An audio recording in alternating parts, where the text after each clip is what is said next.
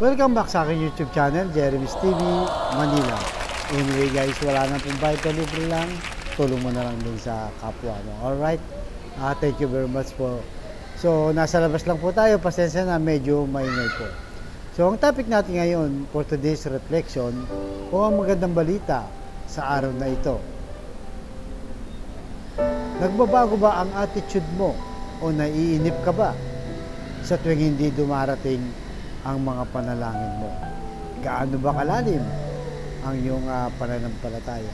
So, ang kwento natin ngayon na isang babaeng hentil o hindi Hudyo. Alam naman natin na yung mga Hudyo, di ba, sa panahon ng ating Panginoong Hesus, sila yung sinasabing mga pinili ng Diyos. Yung sa kanila, nagmulahang lahi ng ating Panginoong Hesus. So, nabalitaan niya na itong ating Panginoong Hesus ay pupunta sa kanilang lugar. Kaya nung nakita niya, talagang nagpatira pa siya, lumuhod siya at nakiusap siya. Sabi niya, Panginoon, yung anak ko po, inahalihan ng masamang demonyo o sumanib, di ba? Yung masamang demonyo. Sana po mawala. At sabi ng ating Panginoong Hesus, sa Marcos chapter 7 verse 27 to 28. Ngunit sinabi ni Jesus, kailangan ang anak muna ang pakainin. Hindi dapat kunin ng pagkain ng mga anak upang ihagis sa mga aso. Tugon ng Panginoon. Kaya sabi ng babae, sumagot din siya. Tugon ng babae, tunay nga po, Panginoon, ngunit maging ang mga asong nasa ilalim ng mesa ay kumakain ng mga nalalaglag mula sa kinakainan ng mga anak. So nakita niya nung humihingi ng tulong para tanggalin yung masamang demonyo sa kanyang anak na sumanib. Actually ang sinabi ng ating Panginoong Hesus dito ay medyo masakit pa, di ba? Sabi niya, ang kailangan ng mga anak muna ang pakainin. So, ibig sabihin, unahin niyo muna yung mga Hudyo bago kayo. Pero itong babae na to, ang maganda dito, hindi siya nasiraan ng loob. Hindi siya tumigil. Diba? Kaya sinagot niya ang ating Panginoong Hesus. Kaya namangha ang ating Panginoong Hesus. Kahit na sinabi niya na hindi, mauna mo na yung mga anak, lahi namin. Parang ganun, diba? Bago yung anak mo. Subalit nagpakita ng tatag at lalalim ng pananampalataya itong babaeng ito. Kaya ang sabi ng Panginoong Hesus, umuwi ka na. Yung anak mo magaling na, umalis na yung demonyo. So, yun po sa buhay natin, minsan kasi, di ba, pag nadidelay po ang ating panalangin at hindi natutupad, nasisiraan na po tayo ng loob. Una-una, parang ayaw mo na magdasal, di ba?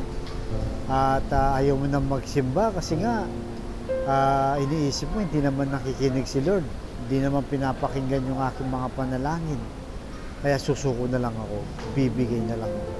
Pero hindi mo pala alam na medyo dinelay lang ng Diyos dahil merong panahon, di ba, para dyan. Kasi ang Diyos naman po, di ba, hindi naman sa ATM, di ba, nangailangan ka ng pera, Lord, may kailangan ito kong bayaran sa ospital, 10,000 po. Sana bigyan niyo po ako ng pambayad. Hindi naman magpapadala si Lord ng ATM. O ayan, yan ang ATM, mag-withdraw ka na. Yan na yung solusyon sa problema. Hindi po ganun, di ba? Minsan dinidelay niya para mas lumalim pa. Di ba? At sinusubok ka rin. Baka mamaya naman, nagdasal ka lang dahil nangailangan ka lang, di ba?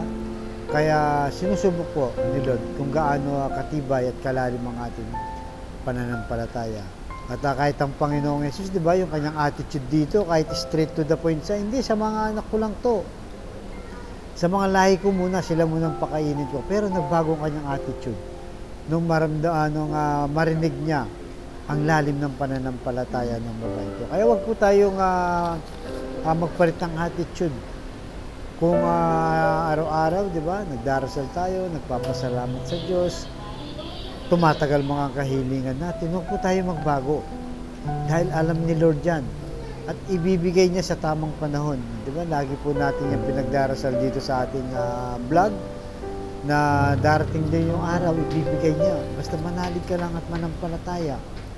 Huwag kang mainip. Huwag kang masiraan ng loob. Ibibigay at bibigay din yan ni Lord. Diba? So yan po ang ating nalagay sa ating puso't isipan na kahit na anong mangyari, hindi dapat matitinag ang ating pananampalataya. Huwag tayong panginahan ng loob. Bagkus, lalo pa nating lalimin ang ating pananampalataya. Habang tumatagal ang ating panalangin na hindi natutugunan, lalo ka pang manalangin, lalo ka pang magsimba. Para sa ganon, ay makita ng Panginoon na talagang malalim at tunay ang iyong pananampalataya. So tayo po manalangin. Lord, i-bless niyo po ang kapatid namin nanonood sa aking vlog na malubha na po ang karamdaman. At ganoon din po, lahat ng nanonood sa aking vlog, ipuhin niyo po ang inyong mapagpagaling na kamay, haplusin niyo po ang kanilang karamdaman, tanggalin po lahat, Lord. Alam naman po namin na walang imposible sa iyo kung iyong loloobin. At ganoon din po, sa pamilyang nasisira na o nagkawatak-watak dahil sa hindi pagkakaunawaan. Ipuhin niyo po ang kanilang puso na maging mapagkumbaba, mapagpatawad at mapagmahal sa bawat miyembro ng kanilang pamilya. Ganoon din po sa financial, Lord, na kailangan namin lahat, lalo na po yung mga kapatid namin walang-wala, ultimong pambili ng 1 kilo lang ng bigas.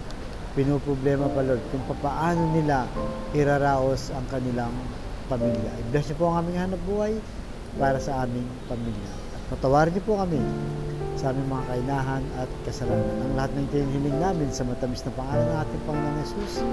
Amen and amen. To God all be the glory. Sa ngalan ng Ama, ng Espiritu Santo. Thank you very much po.